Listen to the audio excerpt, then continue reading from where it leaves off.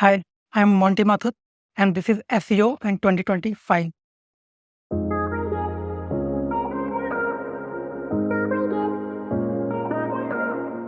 Monty, what's your number one SEO tip for 2025? My number one tip is it's about focusing on the fundamentals and approaching SEO from the first principles, rather than chasing algorithms and trends or fearing new technologies like AI. As the core elements of SEO haven't changed in the last 20 years, they still remain stable and essential. Okay, so first principles.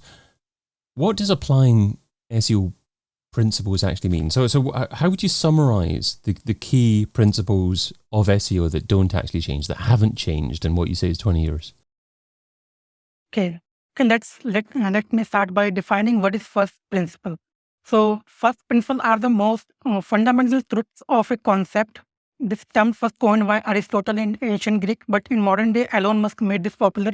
The reason he was able to build SpaceX is because of first principles, because he was able to think from first principle. Okay, so now coming back to SEO side of things, if we apply SEO first principle to SEO, then we can do it in like we can divide it in three areas, like relevance, authority, and user experience. And I would say user experience is more important than ever, especially as Google is starting to put more weight on user experience. These are the first principles. Obviously, we can break it further down in terms of step-by-step process. Sure, absolutely. That's great. But I mean, I love you focusing on the first principles and bringing it back thousands of years to what it really means. You know, the fundamental concepts are assumptions on a theory. And that certainly doesn't change. But you've also alluded to the fact that UX has become even more important. So relevant, authority, and UX. Shall we focus on relevance to begin with? So how do you ensure that your site is as relevant as possible? So first thing first you have to make sure the content of the web page align closely with the intent behind the user query. Okay. How do you establish that? How do you establish the intent? When you are writing the content, keep in mind the intent. Think about what is something which is user trying to solve. What is their problem? What is something which they, the reason behind their search, the intention behind their query. Is this something that a tool can provide, or is this something that you have to know either intuitively or also understand the brand and the brand values and what the likely intent is that you want to serve? I don't think tool can provide you intent. Most tools are based on keyword matching. I mean, when you do the keyword search, they will just give you with the keywords, matching keyword.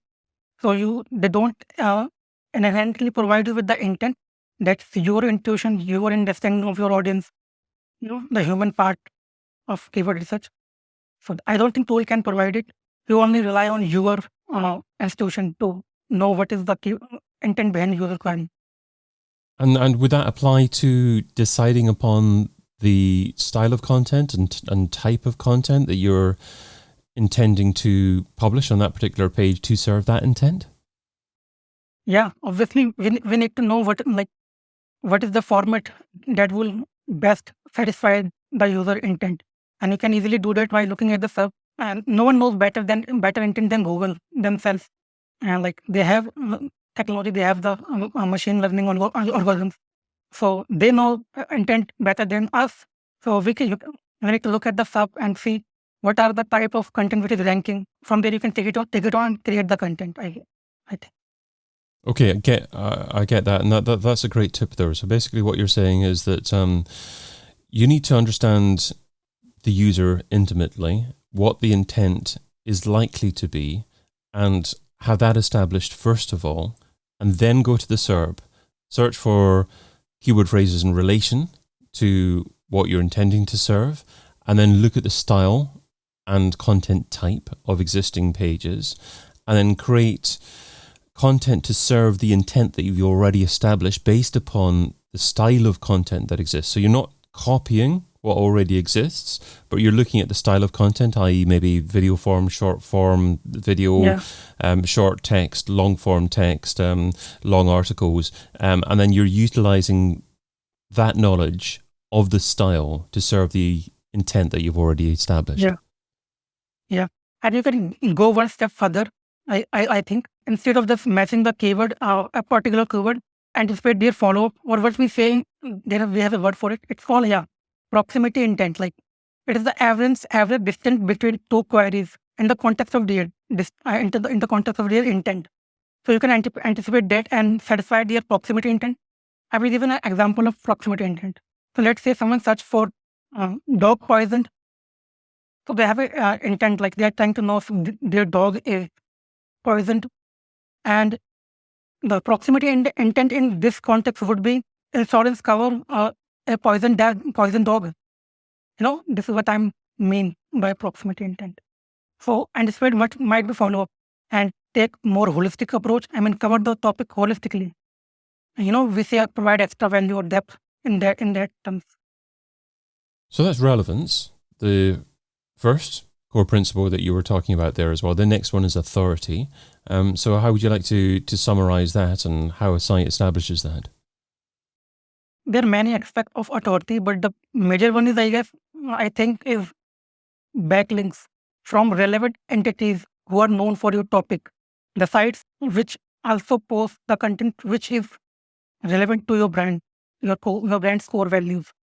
So I guess the first part of authority should be you have links from other entities who are relevant to your core topic. Obviously, there are other aspects of authority, which is to, the 8 part of it, like trust or experience, quality of your content. And if your content have those, then most likely if it get engagement and better and good engagement is a direct signal to authority, I guess. If your content is getting engagement, then it's a direct signal to authority. And that 8 part of it. So one of the first things that you mentioned there was links. What type of links, what style of links have you found to be most effective recently? It's the link which comes naturally to yours. You don't have to manually build it, I guess. And when you create quality content and people are genuinely finding it valuable and engaging with it and sharing it with people, then you will get attract those kind of links. And those come naturally, actually. And they are from websites who are known for your topic, your core topic which you cover on your site. So those type of links are valuable. And the anchor text is also very, very important, because in the document currently which Google shared in the antitrust trial, that mention anchor text specifically, like which is what the web says about the document, which is very important. So anchor text and the text which is around the link, that is very important. Around the link, okay. So not link texts itself. And let's move on to UX. So that's what you highlight as being the third core principle, but also a principle that is becoming more important. So why is it becoming more important, and what elements of UX should SEOs focus on? I guess the first and foremost thing, it would be your site should be easy to use and navigate. Things like your site speed, navigation, and your content readability and comprehensibility. How is it to comprehend your content? Specifically speaking, you should most weight on things which are important for the engagement in terms of UX, which is again your content. It should be easy to read and your website, and you should have some videos and interactive elements on your page, on your content, those kind of things, I guess. Have you any thoughts on which pages you choose to have interactive elements such as video on there? Because it's hard sometimes to decide, isn't it? Yeah, and like obviously you can't plug video on every single page. There are some pages for which you can create video. If you have a YouTube channel, if your brand has a YouTube channel, and if you are creating a piece of content, then you should also, I think, try making a video on the topic and incorporate in your content, I guess. It fits relevant or makes sense, I guess. Okay, so it's almost a bit of a split test to see if you can create more engagement as a result of having an embedded video as part of the page as well. Yeah, it's all about engagement, I think. And I believe like we should shift our focus from traffic, and I believe engagement should be our North Star goal instead of traffic. Because as Google is starting to put more weight on engagement, so that should be what safe to do. And there are still many people who like only put weight on traffic, and that traffic doesn't engage, and then they got hit by the algorithm updating, and then they think why my site is getting tanked, because people are not engaging with your content, and it is sending the wrong signal to Google.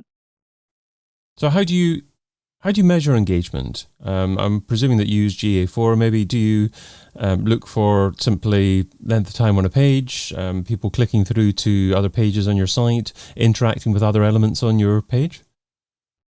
I guess you should do a content audit. I guess you can go to Search Console and filter your data pull your data month by month basis, and then from there you can do a click gap analysis, and then you will see the pages which are losing clicks.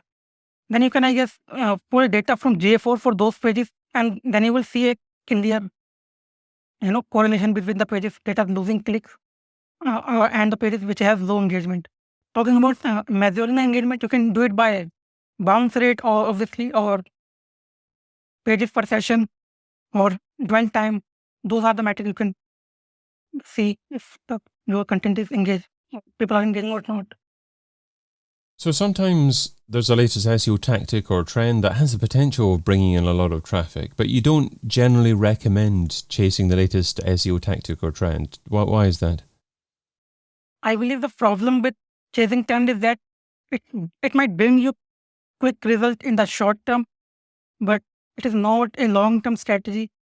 When you're always scrambling to stay on the top of the trends, you're not actually building your SEO strategy on solid and lasting foundation, I guess, because trends come and go, and what works today could be useless tomorrow, obviously, and which leaves you with unpredictable result. You don't know what's gonna happen next, and which make it really tough to get sustainable growth. And other thing which is wrong with chasing trend is that it might burn you out.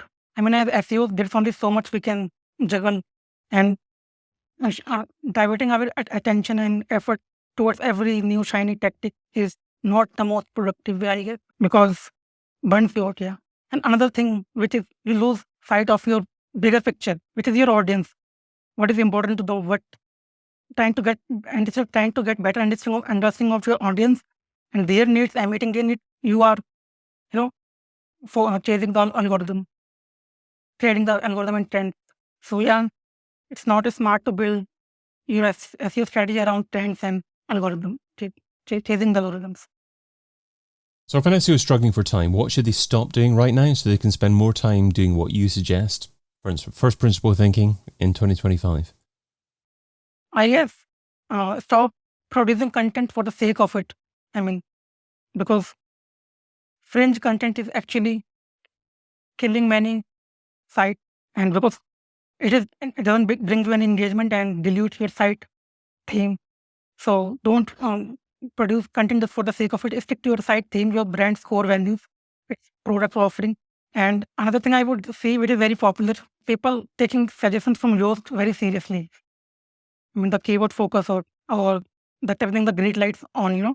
Another thing I would say, stop putting weight on your site authority.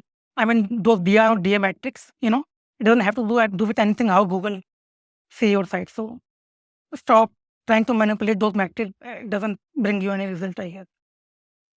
And what you mentioned initially there about stop publishing content that's not core to what your brand's about. What if you're an SEO that's just started working for a company and you've done a bit of a content audit and you've found lots of content that you don't believe is core to what the brand's about? Are you better off deleting that and 301 redirecting that to other pages on your site? Or do you keep the content because it might bring in a bit of traffic? First of all, if it is not around your brand's core theme or topic, then most likely that content wouldn't bring you any meaningful audience. Those audience and you will struggle for engagement. Basically, it doesn't bring you any meaningful audience. You struggle for engagement, which sends negative signal to search engines that your content is not relevant, therefore it is not valuable. Obviously, if it is not bringing any engagement, I will probably delete it. Delete it and redirect it, or because the page is irrelevant, then probably not even redirect it, just 404 it? I guess I will remove it altogether. Okay. Monty Mathur is a freelance SEO consultant, and you can find him over at montymathur.com. Monty, thanks so much for being part of SEO in 2025. Thank you for having me. Thanks. I've been your host, David Bain. Get your copy of SEO in 2025, the book, over at SEOin2025.com.